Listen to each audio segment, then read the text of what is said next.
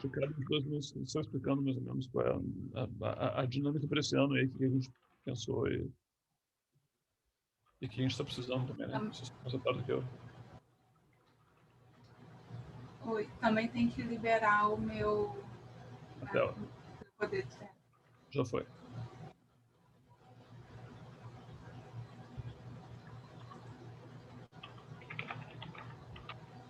Tá rolando já, Cris?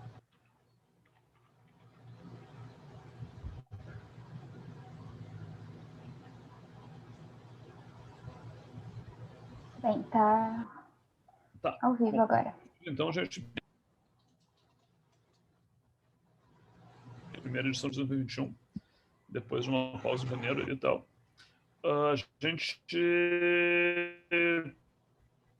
enfim, a comissão organizadora aqui, que sou eu, a Clarissa, a Flávia, a Júlia, o Evésio, e estou esquecendo alguém. Enfim, tem uma meia dúzia e tal, talvez um pouquinho mais. Mas a gente se reuniu, a gente tentou montar um cronograma de artigos para esse ano e tal, que está disponível, eu acho, já em algum lugar. Ih, caí. Não, você está ainda. Oi. Eu acho que eu caí em algum momento. Não caiu não, Olá. Deu uma cortadinha rápida, mas deu para pegar. Tá. Então a gente tem uma lista de artigos que acho que está disponível no OSF, Clarissa? A lista desse ano ainda não. Tá, a Laís colocou. É que a gente tinha primeiro mandado para as pessoas que tinham se disponibilizado, né, tinham demonstrado interesse em participar, e aí a gente estava esperando fechar esses primeiros convites, assim. Mas agora já está disponível, então vou botar o link daqui a pouco aqui no chat. Isso. E a gente tentou pensar em uma série de artigos meio temáticos, assim, a gente tem 3 sobre publicação científica, 3 sobre reprodutividade de animais, 3 sobre... Eram 4 trios, né? Mas eu esqueci o que eles eram. Tem um mais para estatística, um mais para ciência aberta e publicação, outro de animais. Enfim, a gente tem uma série de módulos temáticos, né? E, enfim, a Clarissa mandou o link daqui a pouquinho e tal. Mas, assim, a gente está procurando gente para apresentar artigos aí e tal. Então, assim, a gente já convidou algumas pessoas para as primeiras edições do ano. A gente tem, enfim, acho que hoje é a próxima, fechadas, mas, enfim, a gente está com várias em aberto. Então, se alguém topar apresentar, por favor, nos mande um e-mail e tal. Ou tem alguma outra forma, fora mandar um e-mail. Tá, então acho que por enquanto é isso. Acho que tem um drive lá, né? Mas a gente não é só que um link que a gente mandou só para quem se... Enfim, tá. A gente vai pensar nisso, vai pensar de uma forma mais eficiente. Mas por enquanto nos mande um e-mail. E a gente vai dar acesso a você a um link para escolher um artigo. Se você quiser, você pode apresentar como apresentador ou participar como mediador e tal. Mas precisa das pessoas aí para as coisas seguirem acontecendo.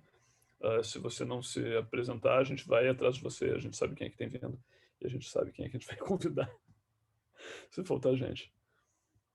E a Les mandou um e-mail no e-mail, no chat. Então tá, acho que a gente pode passar a palavra para o Hugo, que vai mediar a sessão de hoje. Beleza. Boa tarde a todos. Então, fazer uma breve apresentação da Flávia, que vai apresentar hoje o artigo. Ela é biomédica, formada pela UFRJ em 2006, fazendo a sua pós-graduação na mesma instituição. Também fez um pós-doc no exterior, lá na Holanda, na Universidade de Amsterdã. E desde 2018 ela é professora adjunta na UFRJ. E o artigo de hoje, ele é de 2 pesquisadores lá do Howard Hughes, um artigo bem interessante que discute novas estratégias para o futuro das publicações científicas nas ciências biológicas. Então, acho que é isso. Fica a Flávia, então, com a palavra. Boa apresentação. Obrigada, Hugo. Por incrível que pareça, em toda essa pandemia, eu nunca apresentei usando o Zoom. Então, espero que funcione. Vocês estão vendo a minha tela? Então, todo mundo sabe que está sendo gravado, né? Flávia, não sei se é só para mim, mas teu áudio está super baixinho para mim. Será que o fone está longe. Agora está muito melhor. Melhor? Então, só lembrando, né, a gente também tem um Instagram, vocês também podem entrar em contato com a gente pelo Instagram, eu acho, né, Carol? Carol tá mais lá, junto com a Laís. E aí sigam a gente, se vocês gostarem de reprodutibilidade. Então, a minha ideia o artigo, eu vou tentar trazer um pouco é um artigo um pouco diferente do que a gente está apresentando, é mais uma proposta para a gente repensar, né? Uma ideia do que pode ser o futuro. Então, para começar a repensar, eu queria convidar vocês a pensar nessa pergunta: qual o propósito da publicação científica? Né? Então, a gente não vai ter tempo agora de falar isso, mas pensem, cada um pense, e de repente escreve no chat, ou então deixa anotado aí para a gente ver se o propósito que vocês pensam é o mesmo propósito do artigo e se é o propósito que de fato está sendo. Tá? Então, o artigo ele fala sobre a criação de um registro público das contribuições originais, né, dos pesquisadores, permitir que outros possam repensar esses achados que foram registrados e desenvolver pesquisas futuras, né? Então, a gente faz muita ciência a partir do que outros já acharam, e aí a gente chega num avanço de novas descobertas. Conceder crédito intelectual aos autores pelos seus achados está muito associado ao registro público, e aí esse crédito vem muito no que a gente trata atualmente sobre a publicação, né? Porque esse crédito, ele te ajuda a estabelecer colaborações, então te ajuda a fazer novas pesquisas, e também tem a questão do fomento. A gente precisa de dinheiro e precisa ter bolsa ou emprego para fazer pesquisa. Então, quanto mais crédito intelectual, mais você consegue estabelecer colaborações e ter dinheiro e bolsas e empregos para fazer essas pesquisas. Né? Esse é mais ou menos o sistema que a gente tem atualmente. Mas ele é um sistema particularmente ruim? Isso é uma questão que a gente vai discutir hoje. Né? A gente tem, de fato, um problema na forma como publicamos os achados científicos. Aí eu vou falar mais do campo das ciências da vida. Né? Como o Michel estava falando mais dos outros campos, aqui a gente está falando mais na parte de ciências da vida, de life science. Então, para tentar responder isso, a gente tem, de fato, um problema, vamos revisitar o processo de publicação atual.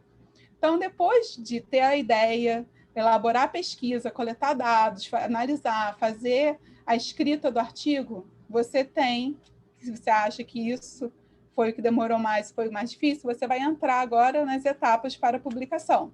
Então, você vai escolher a revista e submeter o seu artigo para a revista, e aí o editor vai olhar o seu manuscrito e ele pode falar: não, seu manuscrito não é bom o suficiente, não está no perfil da minha revista, rejeita, e aí o autor tem que mudar a formatação e mandar para uma outra revista. Ou então o editor pode falar: seu artigo é bom o suficiente, eu vou mandar ele para a revisão por pares, pelos revisores. Então, pelo menos 2, e até já vi revistas que fazem até 5 pessoas diferentes nessa revisão.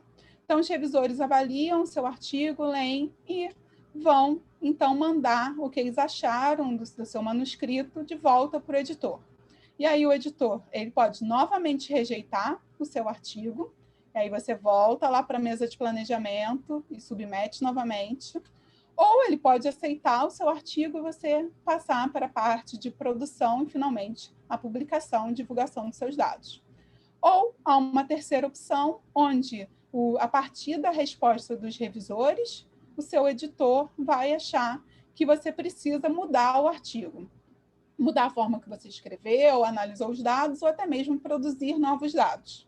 E aí o autor muda tudo que foi pedido ou não, né? Avalia de acordo, submete, o editor novamente vai olhar e vai ver se vale a pena mandar para os revisores de novo, ou se não vale a pena, vai rejeitar, e você pode ficar nesse ciclo aqui inúmeras vezes.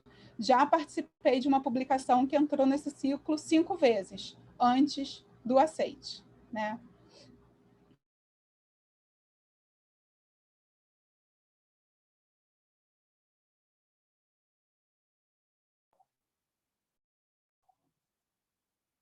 foi uma pausa dramática para falar das 5 vezes. Acho que ela caiu. Já Oi. voltou. Voltei. Ai, desculpa. A internet, minha internet está ruim, desculpa. Então, o que eu quis dizer é só que é um processo demorado, em média, ele leva 6 meses, se ele não for particularmente demorado. Esse das 5 vezes demorou 1 ano e meio. Né? Então, de 6 meses a 1 ano e meio. Além de demorar, você pode ser rejeitado. O índice de rejeição ele não é baixo.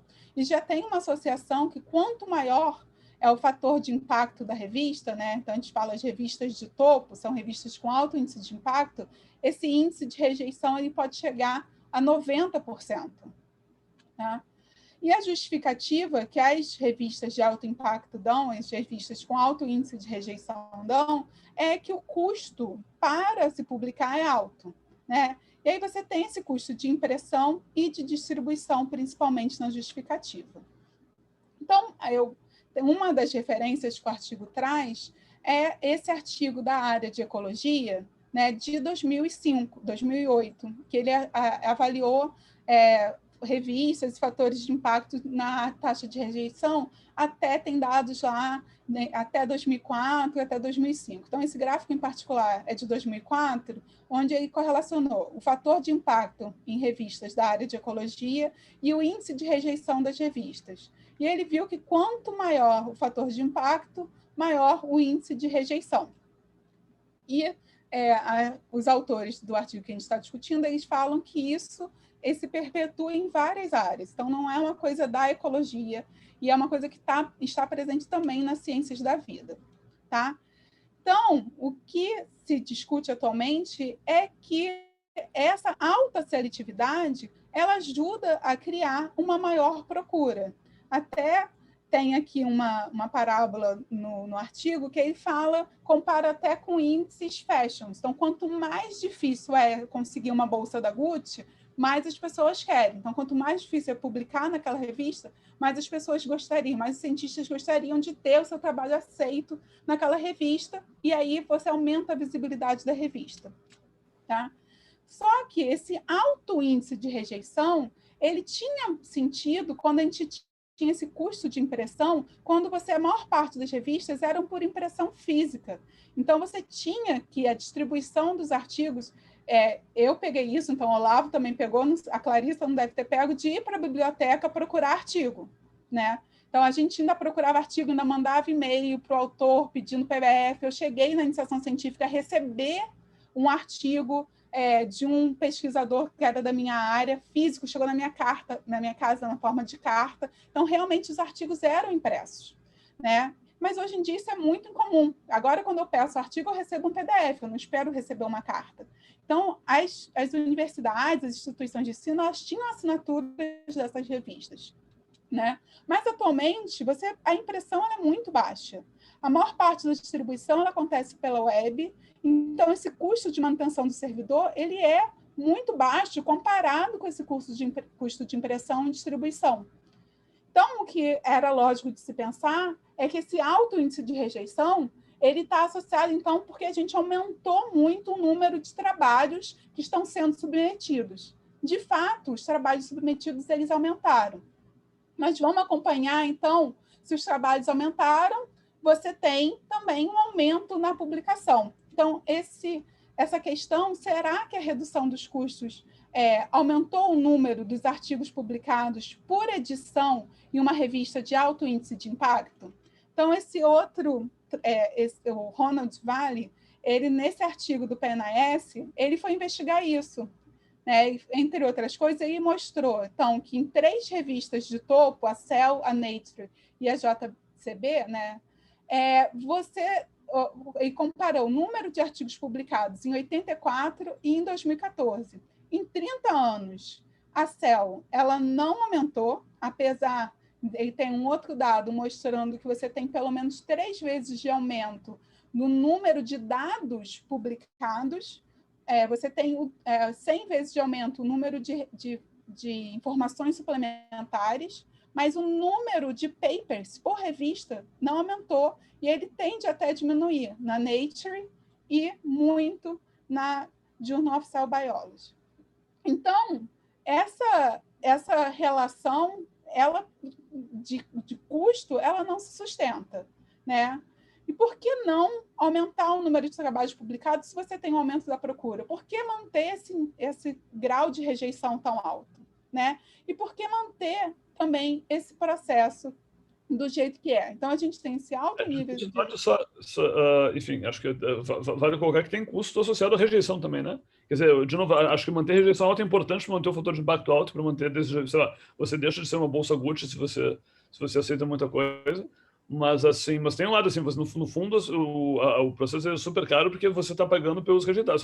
Os rejeitados têm um custo, você tem que mandar para alguém, não sei o que, tem um revisor, assim, tem um processamento de 90% das coisas que não saem, que acaba tornando os 10% que saem extremamente caros, né? E acho que isso tem vindo à tona agora que a Nature tem a opção do Nexus 90% que não estão entrando, né? E você vai passar por isso, às vezes, em mais de uma revista, né? Então, um artigo vai ser rejeitado e vai passar por essa maquinaria em vários lugares, né? Então, você tem o custo embutido, como o Olavo falou, vou falar um pouquinho de custo mais para frente também. Então, essas publicações acabam sendo caras também. Esse alto índice de rejeição também custa caro, para quem publica e para quem não publica. Então, a gente tem essa questão do índice de rejeição, que faz com que o processo seja demorado, né? E um outro prejuízo bastante importante é que o trabalho não publicado ele não é visível. Eu não sei o que a pessoa não publicou. E muitas vezes o trabalho não visível ele pode ser associado como trabalho não feito. E um outro grupo pode estar fazendo aquilo no mesmo momento, ou pode vir a fazer porque o autor que fez pela primeira vez não conseguiu publicar, ou então você vai por uma linha que seria interessante repetir a partir dali e publicar. Então, essa questão da visibilidade e do trabalho existir, ele está muito associado. O trabalho, meio que hoje, atualmente, ele precisa ser publicado para existir, né? Então, isso já gera um atraso no avanço científico, se você não tem acesso ao que está sendo publicado na sua área, que está sendo feito na sua área, né? E a gente tem o pagamento, né? Então, a gente ainda tem grande parte das revistas que depois de todo esse processo, seu trabalho for aceito, você precisa pagar o Article Process Charge, o APC. E esse APC, ele costuma ser bem caro. Então, quanto maior a revista, mais caro até costuma ser esse valor. Então, eu peguei aqui a justificativa para o custo de uma editora, né? Então, ele fala que esse valor do APC ele vai servir para pagar custos administrativos relacionados ao processo de revisão por pares, pagar profissionais relacionados à produção do artigo em PDF, né? Você tem todo um corpo editorial, também quem já publicou um artigo sabe que você tem que fazer o proof, você tem que avaliar. Então, isso são pessoas que estão lá trabalhando, isso só daqueles artigos que foram passar para a etapa de publicação, né? Você tem a disseminação e dos papers publicados, então você tem a publicidade. Eles falam que é a publicidade do seu artigo, mas tem muito da publicidade da revista, para que ela continue sendo uma revista que se queira publicar nela, e eles falam, não dão mais justificativas, outras funções relacionadas à publicação que podem acontecer. E aí é importante destacar que nesse grupo editorial, eles não cobram por artigos rejeitados e nem por submissão. Ainda tem revistas que cobram para você submeter o seu artigo sendo aceito ou não. Então, você tem uma relação entre essas altas taxas de rejeição e a publicação, né? Eu acho que você quer falar um pouco mais, Olavo? Eu acho que era por aí que você estava falando aquela hora. Não? Então, você tem... Acho que era isso. Diga. Não, acho que foi isso que eu falei antes, só, enfim. Você tem esse acesso aberto, ele na maior parte das revistas, ele vai ser cobrado. Então, você tem algumas revistas que o acesso aberto, eu digo, para você, depois que o artigo for publicado, se você consegue acessar o artigo, ele está aberto, ou se você precisa pagar ainda como leitor para o artigo. Então, nem todas as revistas o acesso é aberto, mas esse acesso aberto ele vai ser cobrado dos autores que tiveram seus artigos aceitos, né? Então, toda aquela maquinaria para manter a revista funcionando, ela vai ser sustentada somente pelos artigos aceitos. Então, quanto mais essa maquinaria tem que funcionar, acaba que esse artigo também fica mais caro para quem conseguiu passar para o crivo e publicar. Mas nem todos os artigos são abertos, que isso ainda é um outro problema, porque aquela questão da visibilidade é se você consegue ler o artigo, né? Então, tem algumas revistas que cobram APCs mais baixas quando você mantém seu artigo fechado, porque o resto do dinheiro que ficou faltando nessa diferença, eles vão coletar de quem for comprar o seu artigo individualmente. Só que aí você paga menos para publicar, mas você tem uma redução de visibilidade. Então, isso é algo que os pesquisadores têm que pensar. Isso é algo que é mais comum para quem tem pouco dinheiro, como nós aqui no Brasil. Então, você tem a questão da visibilidade. Você pode conseguir ela com revistas do topo, né? Porque são revistas que são mais conceituadas, mais pessoas leem na teoria, e também mantendo seu artigo aberto, você possibilita que mais pessoas vejam. Então, a questão de marcar o seu ponto, mostrar o seu dado, ele precisa ser visto, né? Ele precisa estar publicado e ele precisa estar disponível. Então, lembrando que o modelo de assinatura veio antes, né? Quer dizer, o modelo de acesso aberto é uma coisa recente, ele tá vem dos anos 90 para cá, enfim, início dos 2000 para cá, né? Então, assim, a ideia de que o autor pague, de que o artigo seja fully open access e, enfim, que alguém mais pague por ele, que o autor ou o financiador pague por ele, para ele ser publicado e não para ele ser acessado, é uma coisa que começa em grande escala com a PLOS ali e tal, que é da virada dos 90 para os 2000, tem uns 20 anos de idade o modelo, né? Acho que até então, até porque, enfim, você tinha a questão toda física de quem encomendava o journal também, que não fazia sentido uma coisa ficar aberta para todo mundo quando ele era em papel, mas, assim, tradicionalmente isso faz com que, sei lá, como impacto é uma coisa no fundo, de tradição, né? Tipo assim, sabe, são as revistas de maior reputação na área, acaba que os maior impacto são, de maneira geral, subscription-based, porque, enfim, é o modelo mais antigo, assim, então. Claro que com requisições de financiadores, cada vez mais você tem acho que uma força que impulsiona as coisas para irem para um modelo de acesso aberto, ou pelo menos parcialmente aberto, híbrido. Acho que o Plenesso agora mais vai ter que ser aberto mesmo, mas, enfim, tradicionalmente o sistema sempre funcionou com base em subscriptions, né? O que é mais comum é o que o artigo fez fechado. Né? Então, quem tem aluno de iniciação científica que não tem acesso à biblioteca da universidade agora durante a pandemia, você vê vários alunos ficam me pedindo que quer esse ou aquele artigo, justamente porque empaca no que o artigo é pago. Enfim, os alunos de iniciação científica não vão pagar $30. Mas você não manda o link do SciHub aí e tal? Pô, tem gente me agradecendo até hoje. Gente me agradecendo até hoje no Facebook, tipo, sei lá. Pô, olha aqui os hacks que o professor de bioquímica mandou. Eu fico super emocionado. Eu mando, mas na verdade é mais uma aluna em particular que não gosta, que ela diz que é pirataria. Aí eu vou no SciHub e mando para ela. Mas, enfim. Então, se ela estiver vendo, é assim que eu faço. Bom,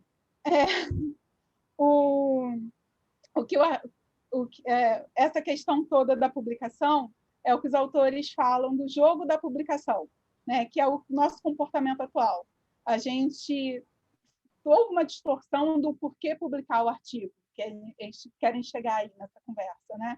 A gente, inicialmente, se publicava o artigo para mostrar o que você descobriu, né? Uma das coisas principais.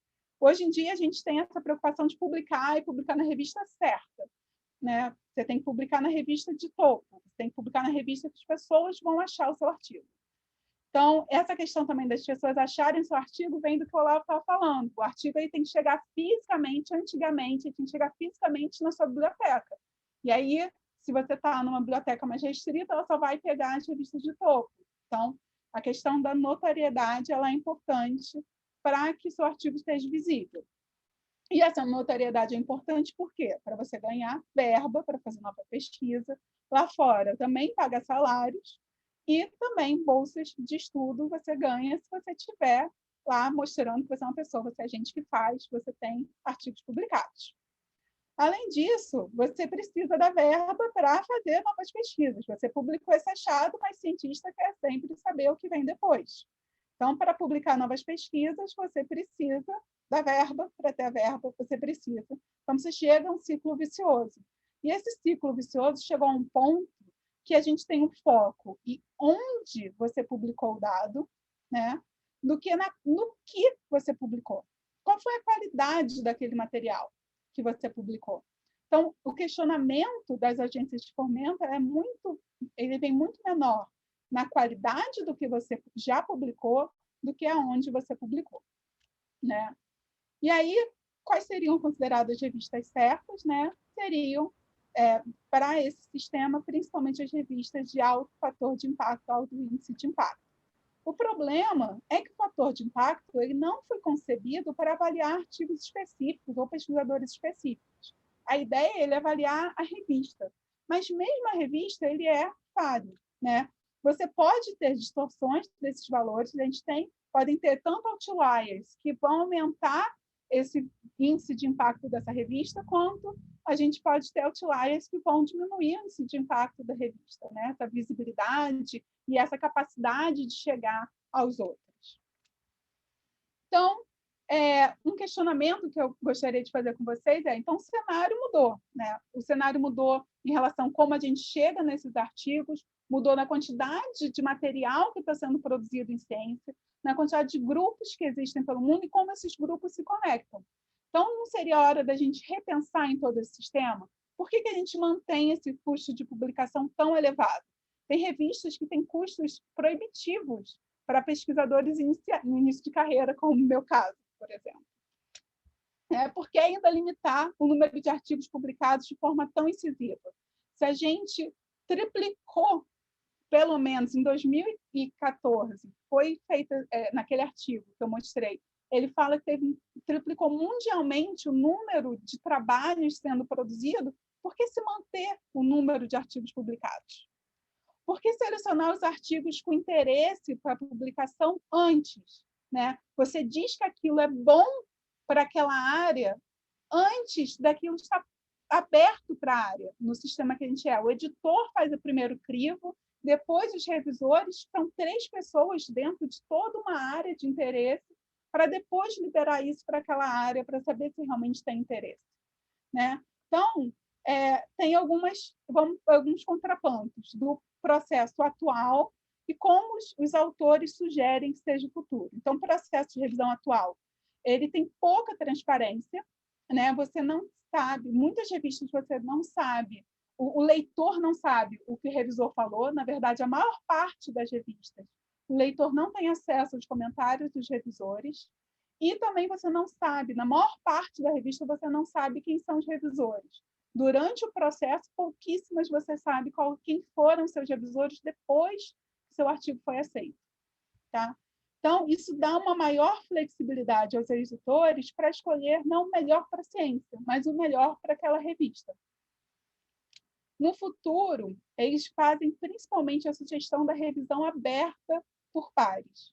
Aumentar a transparência, aumentar também, eles acreditam que se eu souber quem está revisando, isso vai aumentar também a crítica construtiva, vai diminuir essa necessidade excessiva de mais experimentos e, de repente, auxiliar no crescimento da ciência que está sendo produzida naquele trabalho.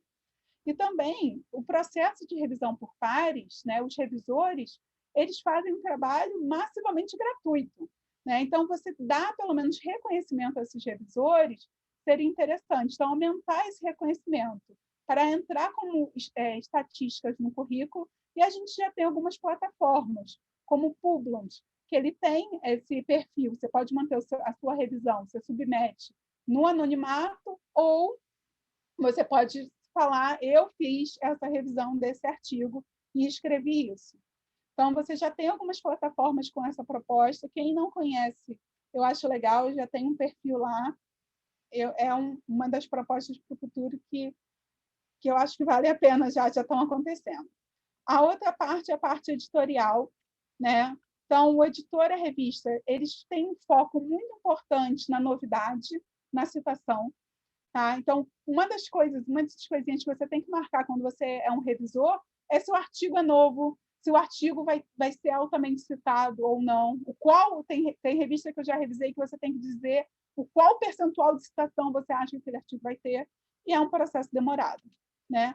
Então, a ideia é que o autor escolha quando é hora de publicar, fazendo com que esse processo seja mais rápido, né? Quando o autor faz uma revisão, manda o artigo para ser avaliado depois, né? Ele manda o artigo para a comunidade, e aí a comunidade avalia o artigo, isso poderia gerar artigos com uma baixa qualidade, ou artigos com dados falsos, né? Isso seria um ponto negativo. Como manter a motivação na qualidade?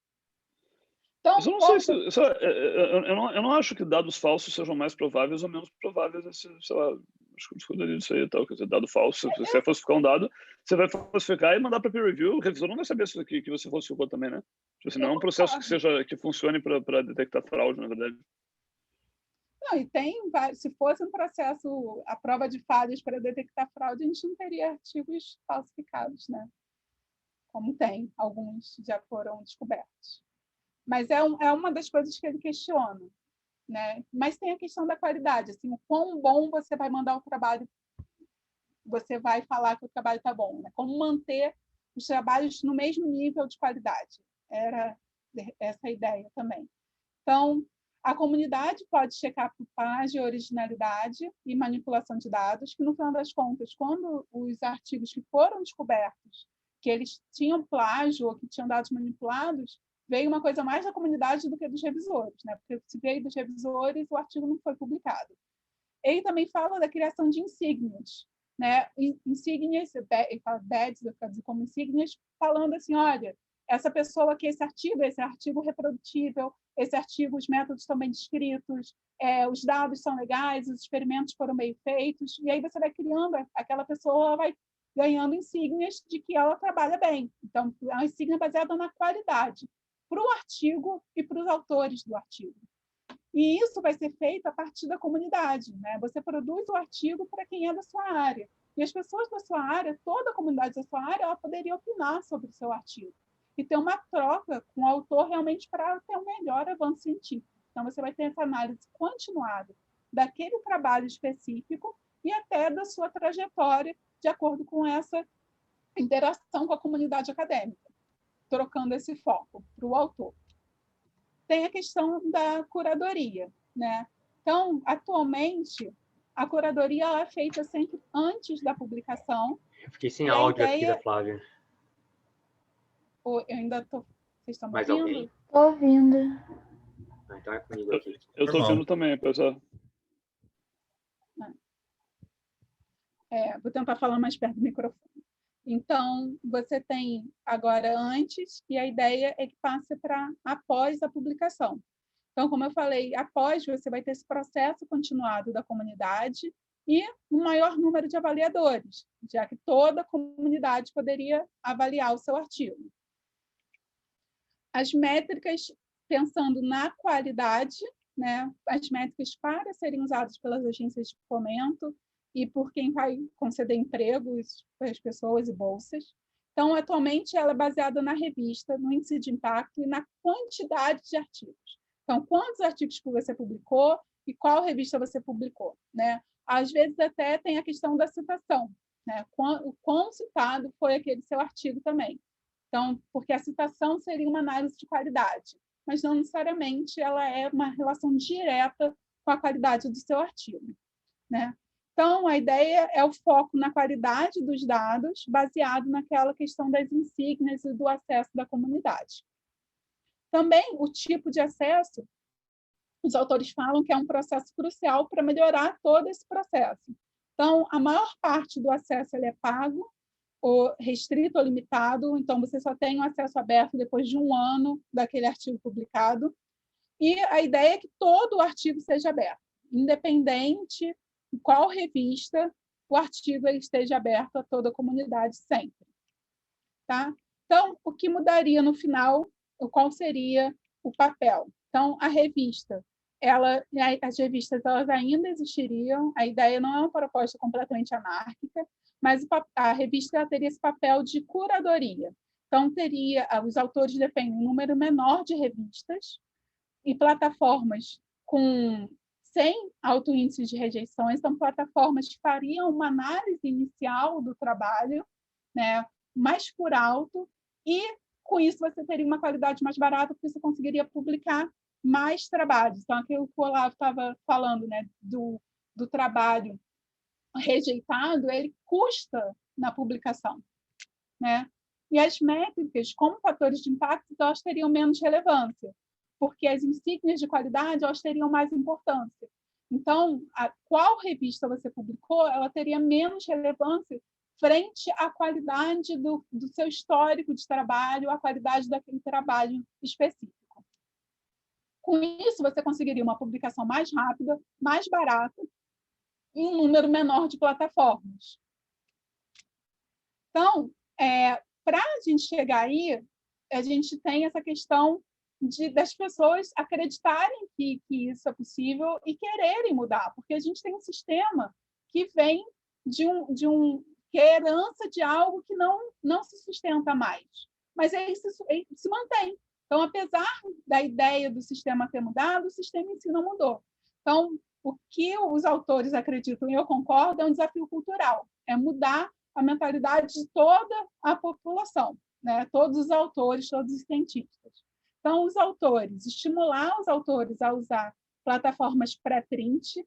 Então, a gente já tem um grande número de revistas que aceitam que você publique os artigos depois que você colocou o pré-print. Então, no início, se você botava no pré-print, era muito difícil você publicar. E a gente já tem o bioRxiv, o medRxiv. Então, você já tem plataformas nas ciências da vida. E você tem o For 1000 Research, também você tem outras plataformas para colocar o seu dado ali para ser avaliado pela comunidade. E aí, nisso, você tem esse papel central dos cientistas na análise de qualidade desse material que foi publicado antes de todo esse processo de peer review. Então, você tem como falar, conversar com o autor, sugerir. Ele pode mudar o trabalho dele e ressubmeter para a revista tradicional também. Então, a gente pode fazer uma transição nesse sistema, né? E tem esse papel central do cientista, já tem algumas plataformas como essa, que você pode pagar, eu acho que é menos de $10 por mês, e aí você tem um grupo de cientistas que falam, você escolhe a sua área, você pode escolher pessoas que são destaques na sua área, que têm artigos que você tem interesse, e essas pessoas elas falam sobre artigos que foram publicados dentro daquela sua área de interesse. Então, é uma forma já de avaliar a qualidade e de fazer uma curadoria de artigos que você possa ter interesse. Então, já tem plataformas surgindo nesse viés. As agências de fomento, eu acho que é uma coisa que vem depois dos autores, porque a gente precisa que a mentalidade dos autores mude, porque os autores eles fazem parte do grupo de avaliadores das agências de fomento. E a própria análise para você progredir na carreira científica, né? Não só para você conseguir entrar no doutorado, no mestrado, mas conseguir a vaga de professor e passar dentro da carreira de professor ou conseguir uma vaga de pesquisador numa instituição de pesquisa. O foco tem que ser na qualidade e não na quantidade, né? E essas alterações das agências de fomento e na posição da carreira científica, ela tem que passar por alteração das métricas de excelência. Então, a gente tem que pensar que a excelência em ciência ela vem de um trabalho bem feito, não de um grande número de trabalhos. Essa mudança cultural que tem que existir para a gente conseguir chegar nesse futuro de publicação aberta em maior quantidade. Então, sem que tenha um feedback, uma resposta das agências de fomento, uma resposta na carreira, os autores não vão conseguir sustentar isso sozinhos. Então, precisa acontecer essa coisa em conjunto. Os autores têm que querer esse futuro, mas quem dá dinheiro para pesquisa e trabalho também precisa querer. E aí, como mensagem final para a gente começar a discussão, eu tirei esse trecho do artigo que eu achei bem legal, né? não vou fazer a tradução simultânea, eu tenho minha cola, que eles falam ao promover um ambiente propício para experimentar em publicação e avaliação e continuamente analisar e construir práticas eficazes, podemos juntos desenvolver serviços que melhor apoiam a ciência na era digital. Temos que ganhar maneiras mais justas e eficazes de comunicar as descobertas científicas, compartilhar dados e o desenvolvimento para a próxima geração de cientistas. Então, eles falam que essa repensar vai ser fundamental para que a gente consiga avançar ainda mais na ciência, na era digital, e possa dar suporte para esses novos cientistas que estão surgindo já nessa era.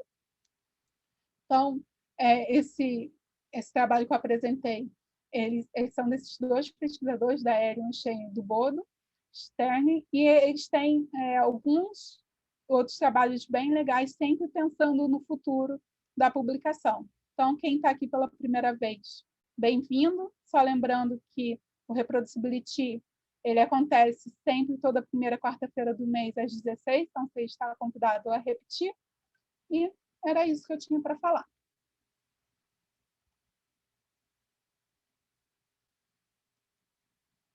Então, alguém... Agora vamos... Queria voltar num comentário do Michel, que botou ali, Michel, desculpa, de profissionalização dos revisores, que eu super concordo, assim.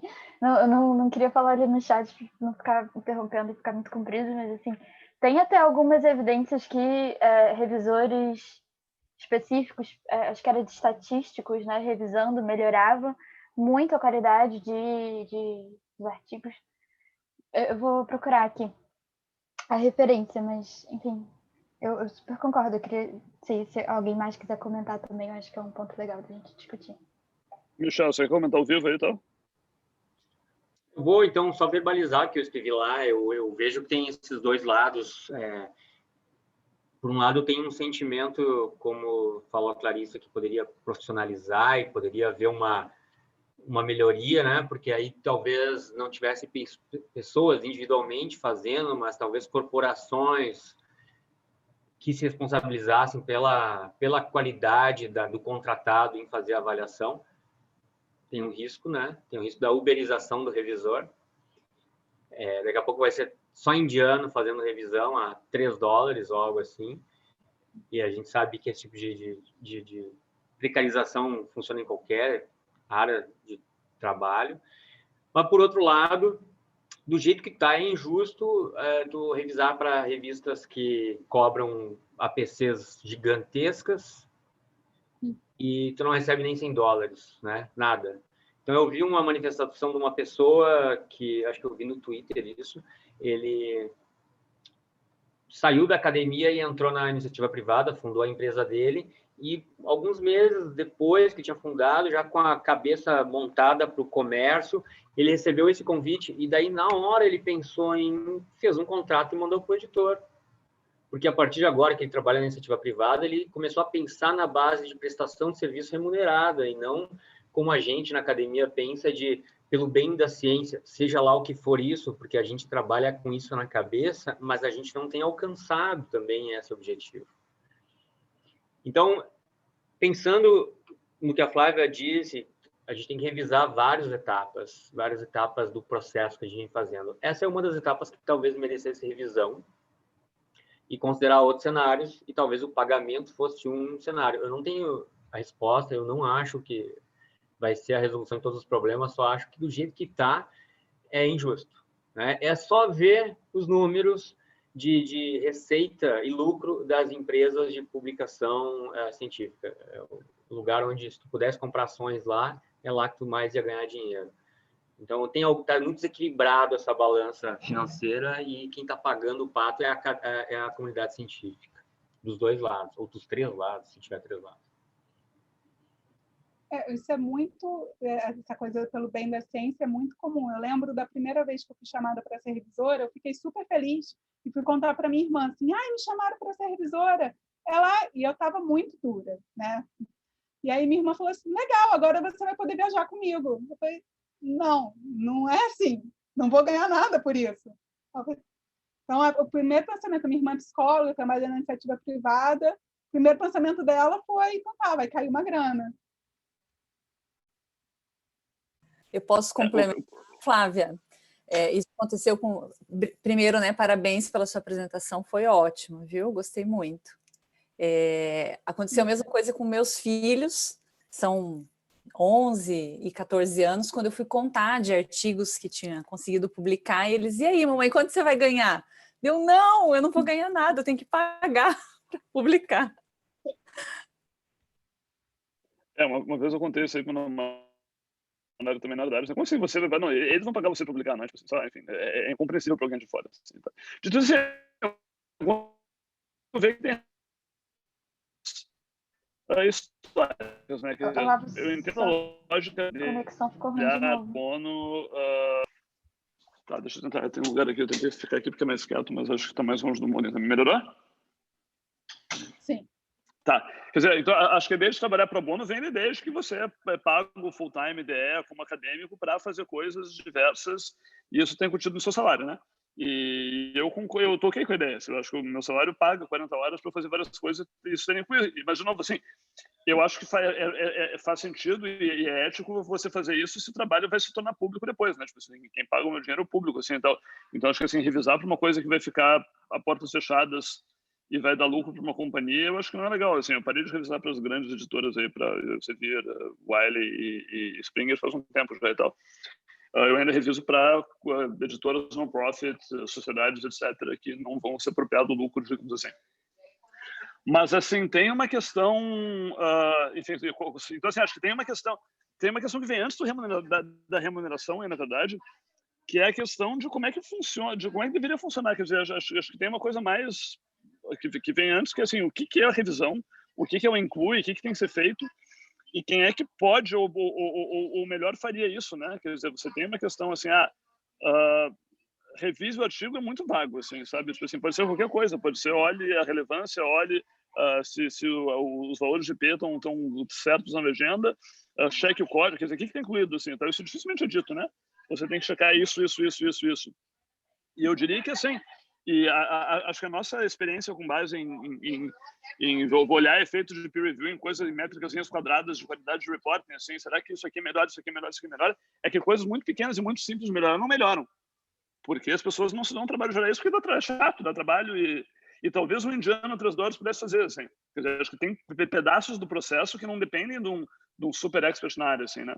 Assim como tem pedaços que talvez dependam, sabe? Talvez dar um assessment mais geral sobre, poxa, a relevância disso aqui no campo, não sei o que, você precisa de alguém que é da área. Mas talvez para checar o código e ver se roda, não, assim, tal. Então, acho que, assim, tem pedaços sabe, acho que tem uma discussão que precede a coisa de como é que a gente profissionaliza, que é, assim, o que tem incluído no peer review e quem que pode fazer cada coisa, assim, acho que, de novo, o controle de qualidade em outras áreas funciona não com enfim, se for uma indústria, não tem um super expert ali que vai olhar todo o processo e ponto a ponto aqui, não, cara, você vai dividir o controle de qualidade em várias pessoas, em várias tarefas, e algumas pessoas fazem, sei lá, enfim, e algumas são mais especializadas, outras menos, você consegue fazer de forma mais eficiente, né? Então tem a impressão que a discussão... Em várias etapas do projeto, do processo, né? E não só no final, assim, acho que isso deveria ser trazido para antes, mas isso é um pouquinho mais complexo ainda, deveria ser para antes da publicação, né? Mas mesmo pós-publicação, acho que, assim, tem tarefas que poderiam ser cumpridas por revisores profissionais, que não precisam ser super experts, vão ter mais tempo, talvez, vão ser remunerados, e vão ter, você pode cobrar melhor que eles façam um bom trabalho e pedir que ele faça isso, porque ele está prestando serviço. E talvez possa vir um consultor acadêmico ali para dar uma noção geral, escrever um editorial, não sei o que. Mas acho que boa parte do trabalho de chão de fábrica ali e tal, que no fundo eu acho que é o mais importante, né? Tipo assim, para ver se os dados estão certos, se o código roda, não sei o que e tal. Para mim, esse é o controle de qualidade mais importante do que um assessment de, eu acho isso aqui importante. Eu acho que isso pode ser melhor feito por profissionais, assim, e tal, e pagos. Essa discussão nem era, eu acho que é o cerne do artigo que a Flávia apresentou, mas é uma discussão interessante que faz parte dessa revisão de toda a mecânica vigente, né? Agora, das coisas que a Flávia propôs e que muitas pessoas aqui já são adeptas e defendem, eu tenho cá minhas dúvidas sobre a funcionalidade de, por exemplo, o pré-print, tá? Sou entusiasta, acho legal, acho bacana, acho realmente que muda o cenário. Porém, é uma porta de entrada, a gente não pode negar, de muita coisa de baixa qualidade que acaba ganhando roupagem científica, e agora, em épocas de Covid, a gente viu muita coisa transitando por lá, de baixíssima qualidade e que estava servindo para pessoas mal intencionadas de suporte científico. Eu entendo que a ciência ela tem que fazer uma curadoria a longo prazo e para sempre, ela não é pontual, então nem a chancela de um revisor deveria ser suficiente. Mas hoje a gente tem a barreira de entrada que é a publicação. Está mal, tem que ser revista, só que eu não acho que só substituir esse modelo por um pré-print, sem uma revisão, sem um tipo de chancela, e nem os badges eu acho que seriam suficientes, porque quem controla quem dá os badges? Existem robôs, daqui a pouco vai se constituir um comércio de badges. Então, acaba que eu não acho que seja uma solução, eu acho que pode ser uma transição, porque o modelo que a gente está, a gente tem que reconhecer que ele está ruim, está falido, só não acho que esse destino seja a solução, a bala de prata. Acho que vão surgir outros problemas e não vai solucionar o real problema, que é a qualidade, aprimoramento da qualidade em ciência. Minha opinião é essa. Mas estou aberto para... Quando eu estava lendo,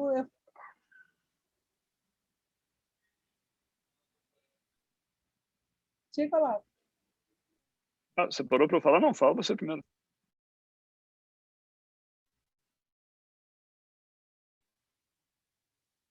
Já discutiu a questão das insígnias, eu sempre pensando realmente como é que isso vai funcionar, né? Então, pela primeira vez eu consegui ter uma ideia, assim, dar um valor maior dessa questão da curadoria das revistas. Então, se a revista ela não vai desaparecer por completo, então ela seria grandes plataformas. E aí quem daria era a revista. Eu ainda tenho as minhas dúvidas, porque aí é a mesma questão, né? Quem vai ficar? Então, eu vou ler só os artigos da minha área, então eu vou ficar especialista, eu trabalho com sepse e músculo. Então, eu vou, todo que for de sepse, de músculo, interseção, eu sou sepse, eu sou músculo, vai ser a Flávia lá que vai dar o meu joinha. E aí você vai começar a ter rankings. Eu fico sempre pensando nisso. Será que vai continuar aquela coisa, aquela pessoa que é o papa daquela área, ela falou que o artigo é bom, então agora todo mundo vai falar que é bom? Então ela falou que é ruim, todo mundo vai falar que é ruim? Eu acho que isso também pode gerar distorções. E é a ideia que eles falam aqui realmente é um processo continuado.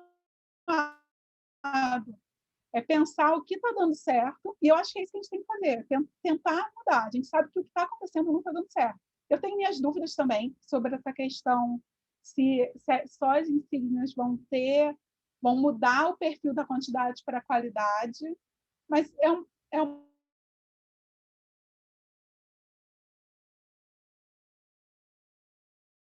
pessoas, né, boots, dando likes, eu acho que tem que ser algum processo mais que tem algum tipo de regularização, alguma coisa que realmente falando ser um concurso de popularidade.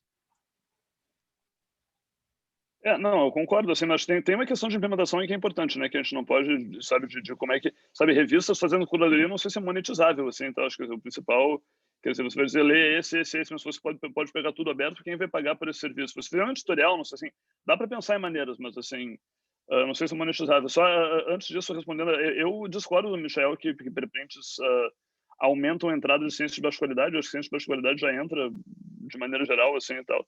Eu acho que, pelo contrário, pelo menos está assumindo que já tem ciência de baixa qualidade mesmo, mas, assim, eu acho, não sei, talvez o não ter o selo de, isso aqui passou por peer review seja até melhor, no sentido de a gente saber que a gente tem que separar o joio do trigo, assim, então.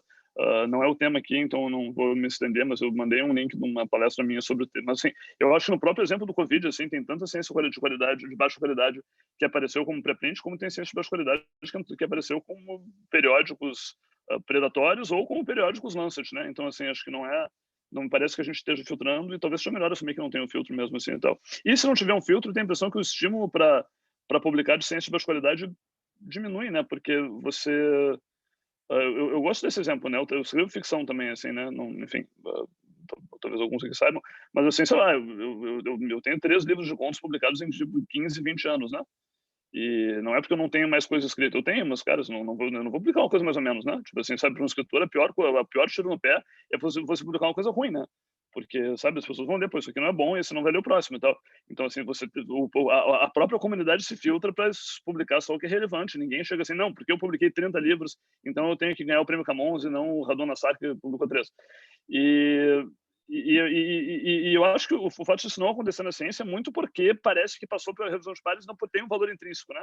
Sabe, pô, conseguiu passar, tá publicado na revista X, então ele vale alguma coisa e, sabe, e a meta passa a ser publicação e eu não estou tão preocupado se é bom ou ruim porque eu ganho crédito igual, assim, então eu tenho a impressão que tirar completamente o valor intrínseco da publicação, assim, diminuir completamente a barreira. Não sei se aumenta tanto a chance de coisas ruins serem publicadas, porque já vão acabar publicadas se você realmente insistir. E eu tenho a impressão que talvez baixe o estímulo, mas, cara, não tenho como provar isso, né? É só uma tese. Vanessa, você queria opinar? Eu queria, complementando, eu concordo também com a sua visão, Olavo, e na minha experiência como revisora de artigos, eu recebi em alguns momentos assim, artigos que eu fico olhando assim, por que o editor escolheu, né, mandar para revisão por pares, porque era um artigo muito ruim. E já teve situação de eu detectar plágio no artigo e eu informar especificamente o editor sobre isso e o editor simplesmente me ignorou. E o artigo foi publicado do jeito que ele estava. Então, o sistema do jeito que ele é hoje, ele não é isento de a gente não ter problemas com qualidade de qualquer jeito. E eu não vejo que tem uma solução assim ideal. Vai ser perfeito se mudar, por exemplo, por alguma coisa parecida com a desses autores, né, a proposta deles. Então, concordo com o Olavo em relação a isso, do sistema mesmo vai se regulando. Tá. Michel levantou a mão, mas depois a gente tem algumas perguntas do Facebook também que você responder, então, mas pode falar. Desculpa, então eu vou ser muito breve aqui. Eu acho que o grande problema, Olavo, não é o meio que a gente está publicando, tá? A mídia. Tanto faz ser aberto quanto se... Porque a curadoria também poderia fazer um papel. O grande problema que eu vejo são os incentivos, tá? Hoje o incentivo é pela qualidade, pela quantidade. Portanto, a quantidade aumenta, a qualidade vai acabar caindo. Eu acho que existe essa balança que é ligada. Isso não vai mudar com o preprint, porque as pessoas vão continuar apostando em quantidade e não em qualidade. Se a gente não mudar o incentivo, e não importa o meio, a gente vai estar fadado a ter ciência de baixa qualidade. Tá? Agora eu vou ficar quieto, porque tem as perguntas do Facebook. Tá, bom, o primeiro aqui é qual é, do Michael, Michel, enfim, Schussel. Quer dizer, qual é a real possibilidade de cientistas no Brasil dedicarem mais tempo a escrever propostas para agências de fomento internacionais que já adotam esse modelo de suporte à ciência aberta? Eu concordo que tem agências talvez um pouquinho mais progressivas nesse sentido, em detrimento de financiamento para agências nacionais como CAP, CNPq e as FAPs. É uma boa pergunta, eu não sei como responder. E, no mesmo sentido, quão factível é imaginar um futuro onde as instituições de ensino superior e pesquisa adotarão esse modelo de avaliação pela progressão da carreira, baseado em ciência aberta e reprodutível, independente dos critérios de avaliação de curso de pós-graduação? Não sei quem quer começar aí.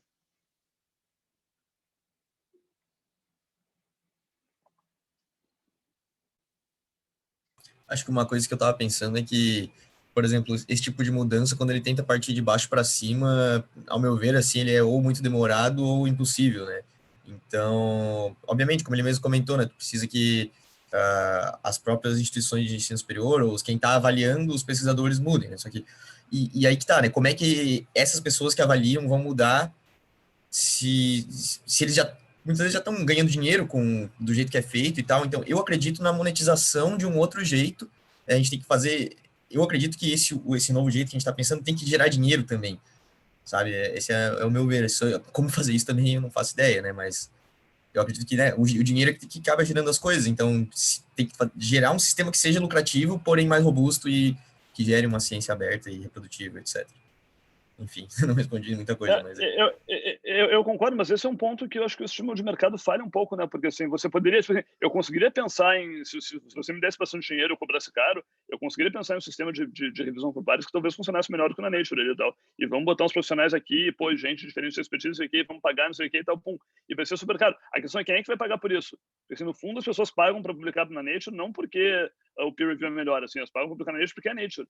Então, assim, sabe, se você tem uma economia de prestígio E o que as pessoas são dispostas a pagar está muito mais atrelado ao prestígio do que ao serviço, e acho que certamente é o caso. Isso acaba com a inovação, né? Porque assim, você pode, no fim das contas, você está pagando por um journal que tem 150 anos de reputação, os novos players do mercado não vão conseguir ganhar deles nunca, assim, e tal. E acho que, assim, se a gente for ver com a entrada de revistas que conseguiram se tornar muito...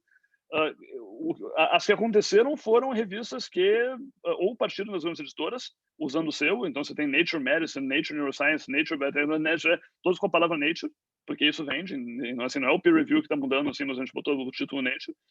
Ou algumas que foram bancadas por, acho que, financiadores importantes, né? Acho que a PLOS, sabe, foi um lançamento de grande vulto ali e tal. E a eLife, depois, que era suportada por Howard Hughes, Max Planck e Wellcome Trust, também, sei lá, entrou e se consolidou, porque tinha uma galera grande bancando por trás, que inclusive manteve de graça por um tempo também, então, assim, tinha o plus a mais de que por um tempo não tinha APCs.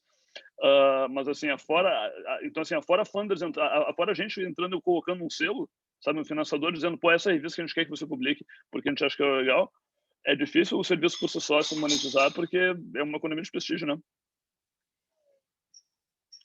Mas voltando para a pergunta do Michel, não sei se alguém tem, quer dizer, o quanto que vale a pena para um pesquisador no Brasil parar para escrever um grant para uma Howard Hughes da vida versus confiar no CAPES, CNPq e FAPES, né?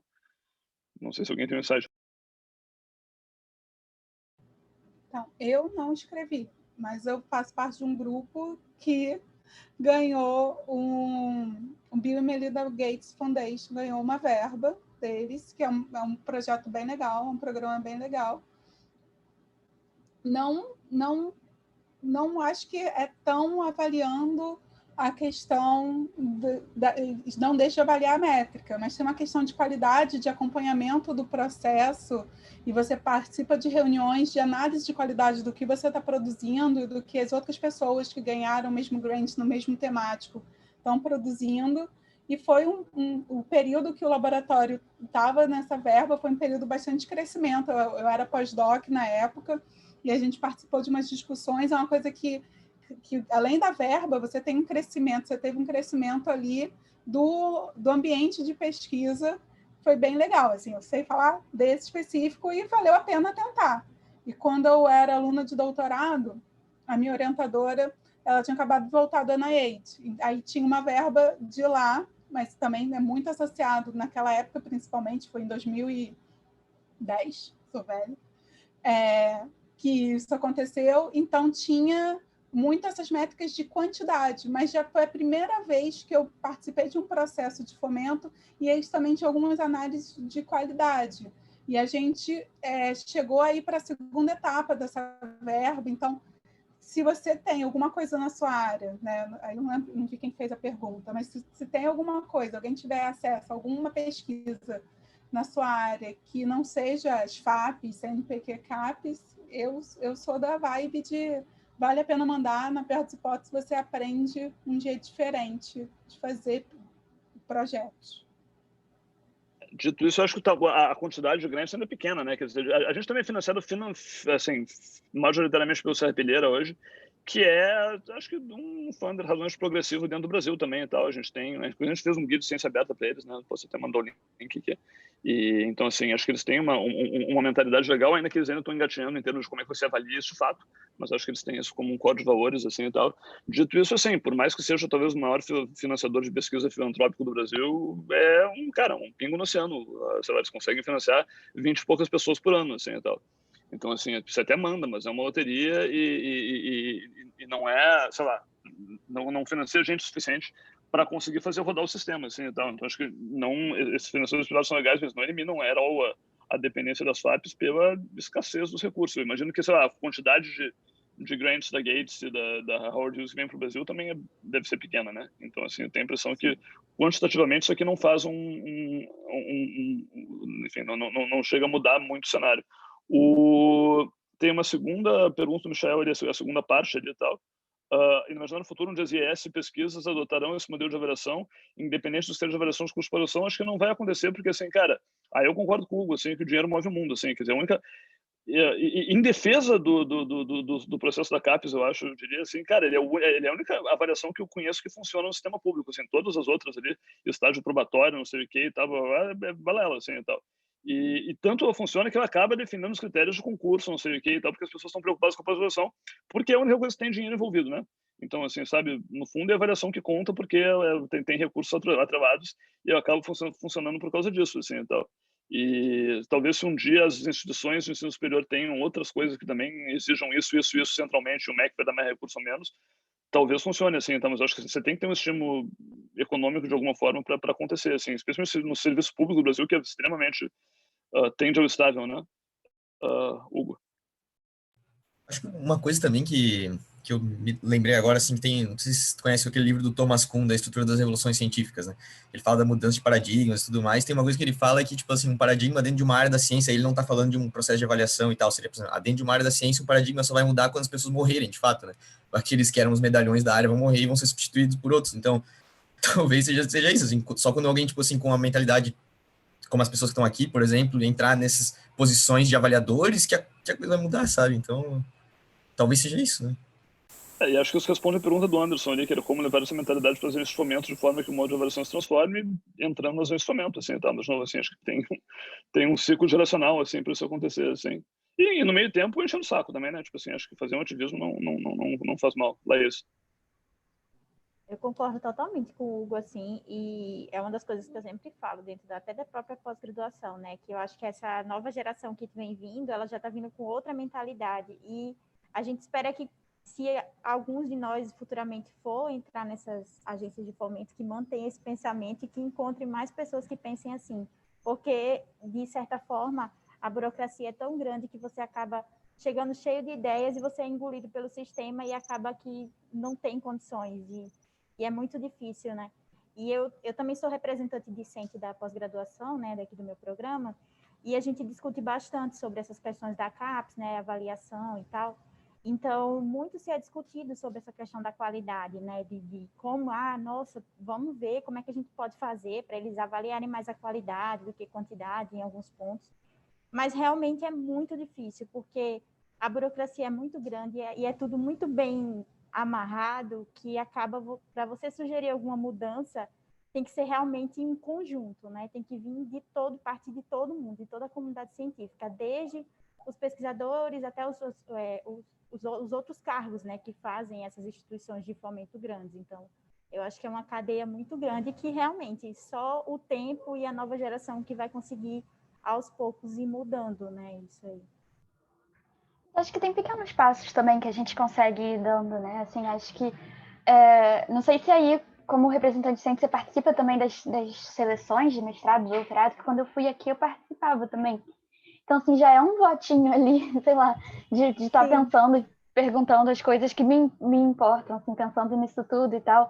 Agora, todo mundo que está aqui, não sei, pelo menos uma seleção de iniciação científica ou algum tipo de bolsa você dá, assim, então, sei lá, dá para começar a mudar as avaliações a partir daí, assim, e ir construindo. É um caminho longo, assim, acho que, não sei se tem alguém aqui que está no CNPq, na CAPES, em algum comitê maior de avaliação. Acho que dá para ir fazendo as coisas e espalhando um pouco mais esse tipo de pensamento, esse tipo de avaliação, né? Se Fogel for a Débora aqui, ela tá. Débora, é você?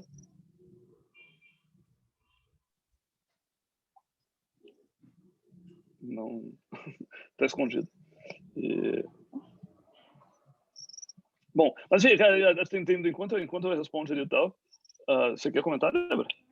Oi, estou aqui. Oi, desculpa, que eu estava atendendo o celular, eu perdi esses últimos minutinhos, mas porque fui evocada. Agora, isso não sei se alguém aqui está no CNPq ou na CAPES, não sei o que, então, tipo, a Débora super tá, assim, então. Eu estou como coordenadora adjunta da CAPES, verdade. Como é que a gente chega até lá, então? Até vocês? No sentido de mudar eu acho assim que está havendo muitas mudanças, né? A gente está agora totalmente à beira de uma nova quadrienal, né, que vai acontecer esse ano. Os coordenadores dos programas estão enlouquecidos e houve uma mudança grande no Qualis. O Qualis agora ele tem uma nova maneira de ser calculado aqueles extratos, e agora ele está normalizado por cada área, de modo que hoje um artigo que é considerado A1, né, vamos supor que é o top na bioquímica, ele pode ser completamente comparado a um artigo A1 da matemática, da filosofia e assim por diante, porque toda a métrica de cálculo ela foi normalizada pelo que o mundo está fazendo, enfim, naquela respectiva área, e não se usa mais um índice de impacto altíssimo para usar de régua para todas as áreas. Então, cada área agora tem sua altura máxima, altura mínima, e os periódicos estão inseridos nesse tamanho de cada área. Então, acho que isso é uma mudança muito interessante que aconteceu. A segunda coisa é que, pela primeira vez, além do uso, né, desses dados que são quantitativos, está se pedindo para todos os programas que seja listado, quer dizer, cada programa vai ter que informar as suas melhores publicações, a sua livre escolha. Então, cada programa tem que dizer, depende da área, de 10 a 15, pode ser artigo, pode ser uma tese, pode ser uma patente, aquilo que o programa acha que ele avançou com a fronteira do conhecimento, enfim, ele vai citar. Além disso, cada orientador vai ter que, da sua vasta publicação, ou pequena que seja, também tem que escolher um artigo publicado em cada ano da quadrienal, portanto, 4 artigos por orientador, que ele julgue que é o seu artigo, assim, porreta.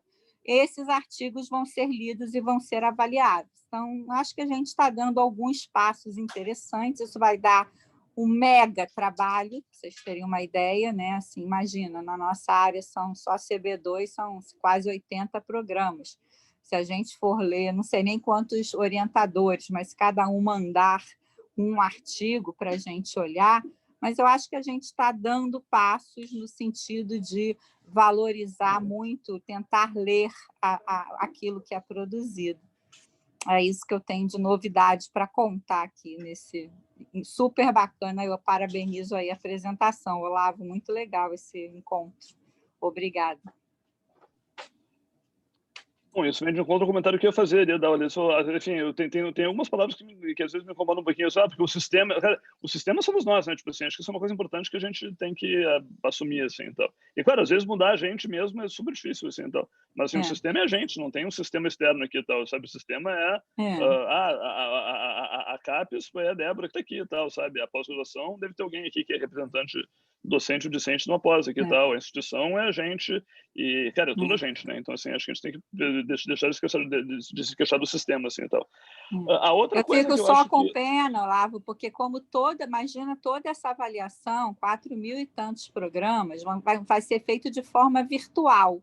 Então, eu acho que a beleza desse processo talvez se perca um pouco, porque as discussões entre os pareceristas não vai ser a mesma coisa, a gente anda pelas salas, conversa, tem cafezinho, tem o jantar, então a gente não vai ter isso para a gente trocar, enfim.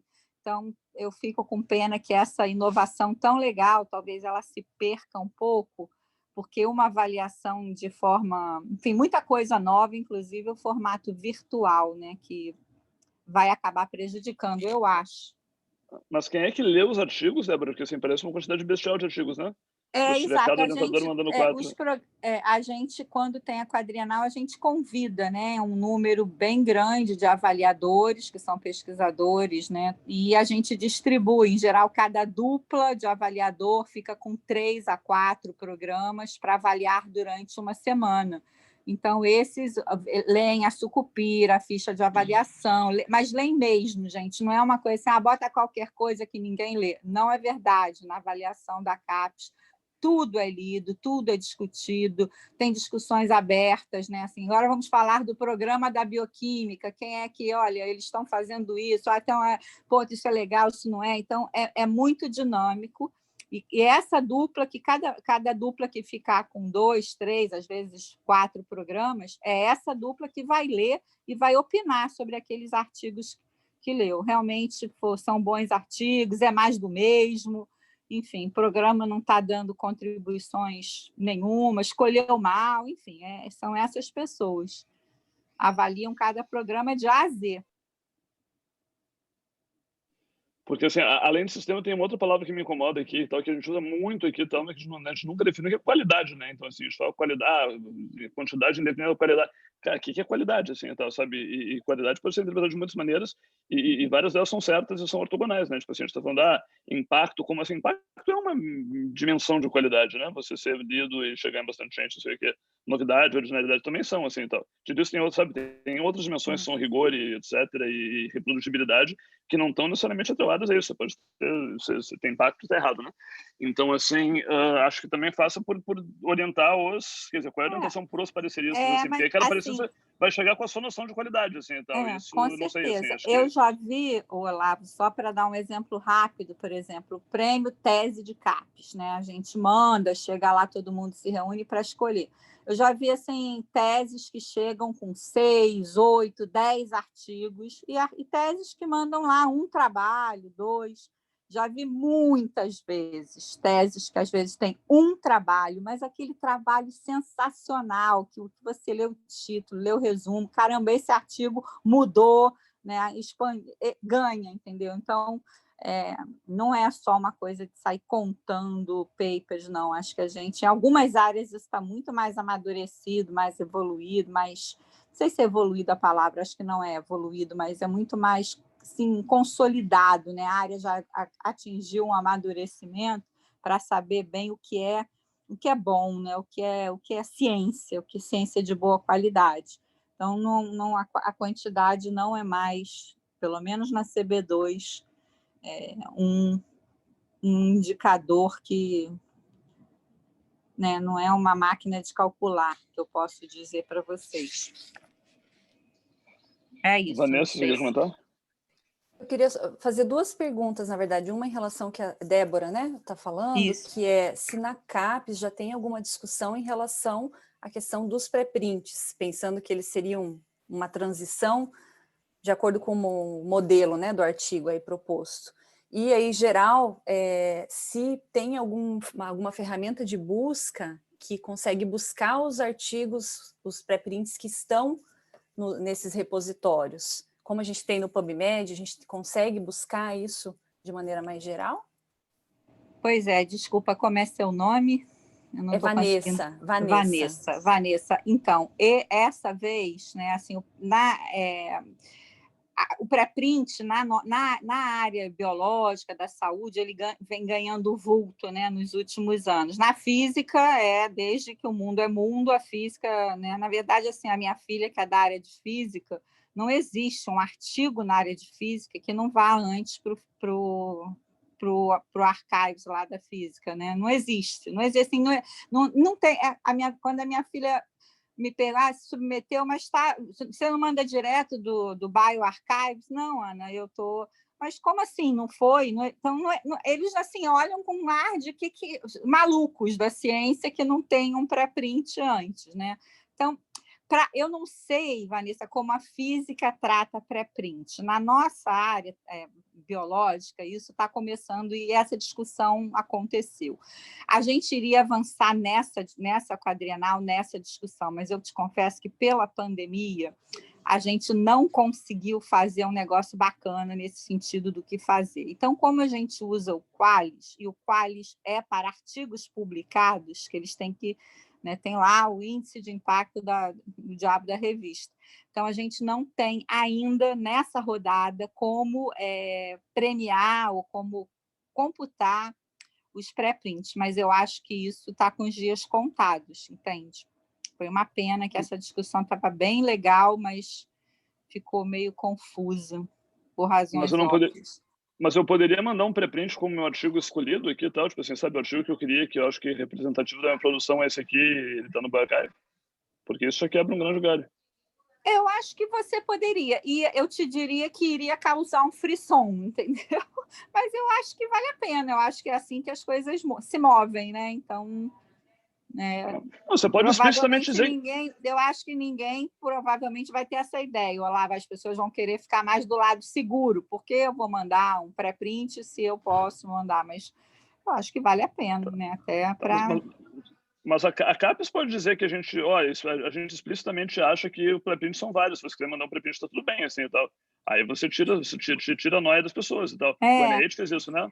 Você Olha, pode mandar uma assim, coisa como... Isso, eu concordo contigo. Eu diria que é o que eu acabei de falar. Algumas áreas isso é muito... Nas áreas humanas não existe essa discussão. A gente caminha muito assim, tem os colégios que a gente tenta caminhar junto e com algumas decisões que são do conjunto, mas dando total grau de liberdade para cada área, exatamente porque a física não existe publicação que não passe por um pré-print e outras áreas estão descobrindo o pré-print, então a física que faça como quiser.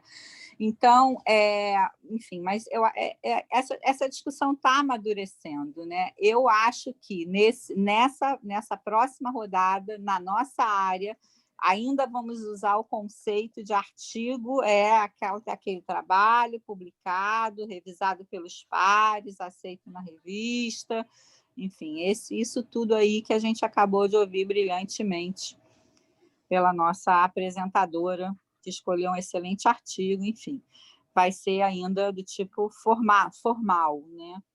Mas eu acho que está na hora de fazer essa discussão. Eu não sei aonde vai dar ainda, mas é necessário. Uma pergunta mais ampla, assim, quiser... Desculpa. Uma questão que eu acho que também não vi discussão ainda é por que no currículo Lattes você não tem uma área, não é para Débora necessariamente, é só uma questão assim, por que no Lattes você não pode botar o pré-print? Quando você coloca lá o artigo, ele fala que você não pode botar artigos no prelo, submetidos, você não pode botar um pré-print no Lattes. Isso é uma coisa também que eu acho horrível. Cara, Boa pergunta para os colegas da física, como eles fazem, porque eles vivem disso há décadas. Eu já enchi o saco de gente CNPq muitas vezes, assim, então ninguém me deu ouvidos, assim, já mandei e-mail, já não sei o quê. Mas, assim, eu coloco como outras produções bibliográficas, né?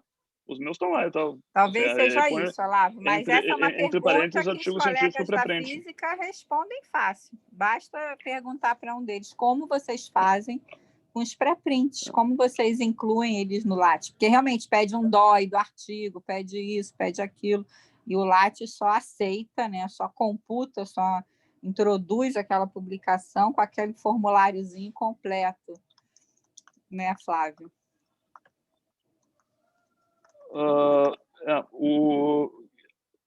Eu tinha uma pergunta mais ampla, assim, e tal, Débora, se eu puder fazer, assim, e tal, que, assim, por que a gente precisa de um Qualis, assim, e tal, porque, assim, sei lá, a gente pode mudar o Qualis quanto a gente quiser, assim, mas o Qualis vai seguir sendo uma ideia estúpida que, sei lá, há 10 anos a gente está dizendo, cara, não avalie artigos pelo lugar que eles saem, assim, e tal. É a primeira recomendação do Dora, e, assim, a CAPES acho que a maior parte das pessoas fazem isso implicitamente, mas a CAPES é das poucas vezes que fazem isso explicitamente, assim, e tal. Assim, por que a gente não pode contar citações como qualquer agência civilizada faria, assim, então a gente tem que usar o fator de impacto da revista. Isso vem da onde, assim, então? Enfim, eu acho que é uma questão da história mesmo, uma coisa que historicamente é mais, né, talvez mais fácil, né? É aquela coisa, Olavo, assim, para as áreas humanas não existe citação de artigo. Entende? Não existe isso. Até porque um trabalho das áreas humanas, às vezes, demora 10, 20 anos para começar a ser citado. Então, é aquela coisa, né, que, assim, embora cada um guarde as suas peculiaridades, acho que a agência sempre entendeu que a gente deveria caminhar de alguma forma junto, né? Mas as coisas evoluem, as coisas, né, estão, enfim, estão mudando. Eu acho até que nesse novo formulário, nessa nova ficha, se pergunta um pouco sobre citações né, e tem aquela coisa, citação de 5 anos, citação de 10 anos, né, tem toda uma coisa que também a citação, às vezes, também é assim, gente, cada indicador desse guarda em si, né, uma beleza e uma tristeza, né, uma faca de dois gumes, né, então o fator de impacto é bom e ruim, a citação também é boa e ruim, enfim, a gente está caminhando, eu acho que estamos mudando aí. Eu não vejo nenhuma beleza em avaliar um artigo por onde ele sai, assim. Eu acho que isso é o pior dos estímulos, sabe? Tipo assim, você coloca a publicação como uma meta e a meta é chegar no dia no X e não importa o que está dentro, assim, sei lá. Tipo assim, acho que filosoficamente isso é mais, Olavo, quando você pensa assim. em quantidade. Imagina só, sabe, são 4.000, quase 5.000 programas que a gente avalia em uma semana. É muito trabalho, Olavo. É assim, só quem já participou daquilo ali sabe que tem que ter algumas coisas um pouco mais fast track, entendeu? A gente tem que ter algumas respostas, alguma maneira de separar um pouco o joio do trigo, porque são camadas. A primeira, porque quando a gente faz o Qualis, ele a gente olha a produção de uma certa maneira qualificada, né, que está ali produzida em revistas, né, e aí não pode uma revista, uma coisa publicada não pode ter o mesmo impacto que numa revista sem revisor, ou num artiguinho de jornal. Pensa sempre como são as áreas, como é diferente, como o sistema tem que caminhar um pouco junto. Então, o Qualis, né, essa métrica, ela tem a coisa de ser para multidões, né? Então, a gente tem ali uma semana trabalhando 20 horas por dia e tem que, né, de alguma maneira, enfim, avaliar. Mas contar citações não dá mais trabalho, assim, sabe? Tipo assim, se você vai olhar de onde é que saiu para ver o fator de impacto, dá o mesmo trabalho de botar o DOI ali e traquear as citações automaticamente na Web Science. Você consegue fazer isso com um script, sei lá, você pode pegar milhares de artigos e pedir o número de citações e ter isso em minutos, eu acho, não sei, enfim, horas, segundos, não sei. Mas assim, não parece uma coisa tão difícil de automatizar. Eu concordar, Olavo, um pouco contigo, eu acho legal, mas eu posso, assim, pegando da minha própria experiência, eu quando escrevo um artigo, se tem uma coisa que eu sou super relapsa e estou tentando mudar muito agora, é nas citações. Em geral, a gente pega assim, escreve uma frase, tem que citar, e aí entra aquilo, bota isso aqui mesmo. Eventualmente, tem muito melhores citações, tem aquele cara que mostrou aquilo pela primeira vez. Então, a gente também tem que fazer um balanço, uma autocrítica. O tempo que a gente gasta quando escreve um artigo na hora de fazer as citações. A gente vai na primeira pessoa que citou, quais são os critérios? A gente tem 2 ou 3... artigo, 2 ou 3 autores para citar para aquela mesma coisa, quem você escolhe? Algumas revistas limitam o número de citações. Então, assim, eu agora estou sendo muito mais cuidadosa, eu confesso, e aí tem um bias, porque se eu cito aquela primeira criatura que eu lembro, isso aqui acho que foi Beltrano, taca aí. Então, assim, também não é um serviço que a gente faça com cuidado, com carinho, entende? Então, também precisaria que a gente melhorasse na hora de citar as coisas e fosse mais justo com quem eventualmente mostrou pela primeira vez, ou com quem mostrou e não quem mostrou na Science. A gente pega, entre botar o trabalho do BBACTA e da Science, eu vou botar o da Science. Entendeu? Então, acho que essa também é uma reflexão, né? O que é citar um artigo, né? Como a gente faz isso? Quanto tempo eu gastei para fazer isso e quanto tempo eu gastei para escrever os resultados, a discussão, ou pensar no artigo? Diria que é uma fração ínfima. Eu concordo plenamente. Assim, todas as limitações e citações são compartilhadas pelo fator de impacto que é calculado em cima de citações. Assim, exatamente. Todo esse viés está contido no Qualis também. A gente tem que mudar. Eu estou mudando. Eu estou me dedicando mais a isso. Exatamente porque eu acredito no que você fala da importância das citações. Enfim. Vamos que vamos. Uma coisa, voltando até, eu acho que no que vocês estavam discutindo, mais ou menos assim, como é que a gente avalia a qualidade de uma maneira objetiva, né? Porque, como a Débora, né, estava falando, a gente não tem como, né, tá falando de uma quantidade imensa de artigos, a gente fazer uma leitura, sei lá, com calma de cada um deles e ficar, né, de um jeito subjetivo, né, dizendo, tipo, esse artigo realmente é bom porque eu estou indo atrás das citações que ele fez. Então, a gente tem que ter um jeito objetivo de avaliar a qualidade, né? Isso acho que é consenso. Se não for citação, né, qual seria, né? Qual é um jeito objetivo de avaliar a qualidade de um paper e também considerando as diferentes áreas, né? Tipo, que nem foi comentado ali que um paper de ciências humanas pode demorar anos para ser citado, né?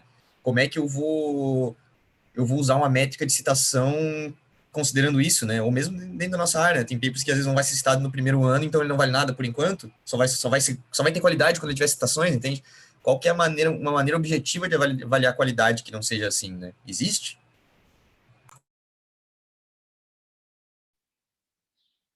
Cara, acho que assim, passa por definir o que você gosta. Assim, qualidade é um monte de coisas, né? Tipo assim, acho que passa por definir de que tipo de qualidade você está falando, assim.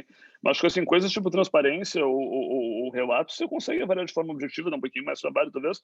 Mas assim, sabe, você tem acesso aos dados de forma integral? Sim ou não? O artigo é cego? Sabe, a análise dos dados foi cega? Sim ou não? Você tem um cálculo de tamanho de amostra para um estudo experimental? Sim ou não? Assim, tem coisas que são sim ou não. Assim, vou mandar um link aqui e tal. Assim, tem softwares que se tentam fazer isso aí de forma automatizada. Não sei o quão bem funciona. Assim, João, cara, não conta a história toda. Tem N dimensões de qualidade que não são capturadas por isso, né? Mas, assim, tem questões, acho que particularmente de transparência e rigor metodológico básico, digamos assim, e tal, sabe? Sei lá, medidas mínimas para controle de viés, que acho que você pode avaliar de forma automática, assim, e tal. O próprio artigo tem acesso aberto, sim ou não, de alguma forma, tem um preprint, ou ele está em Open Access, é uma coisa que acho que a gente poderia avaliar também. Mas, assim, claro, pô, sabe, você tem o dataset em algum lugar, assim, sabe, tem um repositório, sabe, ou como material suplementar, ou como um repositório, assim, mas assim, tem um conjunto de dados associados. Eu acho que isso é um puta critério, assim, tal, que não é tão difícil de você entender, de você descobrir. Não é tão fácil quanto clicar um botão e ver as citações, porque não tem trackers que automaticamente façam isso, mas dá para fazer e tal. Outras coisas são muito mais complicadas. Uma coisa é reprodutível ou não, aí você vai ter que ir atrás de quem é que reproduziu, não sei o que e tal, um perrengue. Seria ótimo, mas assim, eu acho que é mais difícil de avaliar facilmente. Mas acho que assim, dependendo do que você está procurando, assim, então acho que a gente pode criar algumas métricas que fazem sentido, né? O pessoal que faz meta-análise e tal, de tipos de estudos específicos, ensaio clínico, por exemplo, tem métodos muito standardizados de como é que você avalia a qualidade de evidência. Você tem um checklist da Cochrane lá, não sei o que e tal, que assim, isso aqui sim, não, sim, não, sim, não, sim, não. Claro, se aplica para um tipo específico de artigo, então talvez tenha que ser construído em pequenas comunidades que fazem um tipo de experimento parecido, mas assim, tem áreas que evoluíram nisso, né? A gente, acho que nessa base muito pouco. Com certeza, com certeza. Daí o que eu penso é que, por exemplo, se tem, por exemplo, 2 papers que dão sim para, digamos, todos esses critérios, como é que eu digo qual que é mais relevante dentro da área, né? Eu vou ter que acabar em algum momento indo para uma métrica de, né? Mas isso é uma outra história. Aí acho que não tem métrica, quer dizer, ou você usa citações. Acho que citações são ok para medir impacto e relevância acadêmica, digamos assim. Então, não acho que seja um mau indicador para isso, assim, então, só que ele não captura a história inteira, né? Acho que a gente precisa de métricas para capturar outras dimensões também. Mas mesmo assim, Olavo, acho que é uma coisa que você não vai conseguir, a gente não vai conseguir assim tão simples só com um checklist, pelo menos não nessa área. Eu sou muito chata com técnica, de fazer a técnica direito. E aí eu faço muito PCR. Então tem o Mike, que é um guia tipo da Cochrane. Você tem várias coisas que você tem que checar. Então tem o nome, a mínima informação que você precisa para um ensaio de PCR em tempo real. É só uma técnica. E aí quando eu sou revisora, eu vejo quando o artigo tem metade do mínimo, porque aí tem o mínimo, o recomendado, o aceitável e tudo. Tudo são 30, no mínimo. São mais ou menos 30 coisas que deveria ter só na parte de métodos de PCR. E quando eu for ler artigo, eu não vejo nem o essencial. Então, se a gente tem uma coisa para uma técnica que a comunidade não segue, e as pessoas acabam, como são pessoas chatas, vão me pedir coisas, depois que o artigo que o revisor pede, elas querem que eu conserte o PCR dela com várias coisas completamente erradas, que ela pode falar, filho, joga esse dado fora, pelo amor de Deus, não publica. Só com um tipo de dado, eu acho que a gente está muito longe ainda de conseguir que as pessoas entendam que qualidade vem desde a produção do dado. Como é que você avalia a produção do dado? Essa coisa de uptake de diretrizes é interessante, né? Porque, sabe, claro, só adianta ter uma diretriz de reporting se as pessoas usarem. Eu acho que a experiência de pesquisa em animais com a RISE é muito parecida, assim, tal. Acho que inclusive revisado para tentar ficar mais simples e tal. Mas acho que o uptake não é bom e mesmo que você põe um checklist no journal, parece que não funciona muito bem. Agora, sei lá, o Consort para ensaio clínico e o Prisma para meta-análise, todo mundo segue, assim, tal. E porque funcionou numa área, não outra, acho que merece estudo, assim, tal. Talvez tenha sido, sei lá, um bando de revistas que ao mesmo tempo resolveram endorse da Construct Guidelines, ou se talvez uma área que já tivesse um pouquinho mais aberta a esse tipo de regulação, não sei. Então, assim, tem experiências melhores e piores. Eu acho que as de ciência básica em geral são ruins mesmo. O Mike é super pouco seguido, o Arrive idem.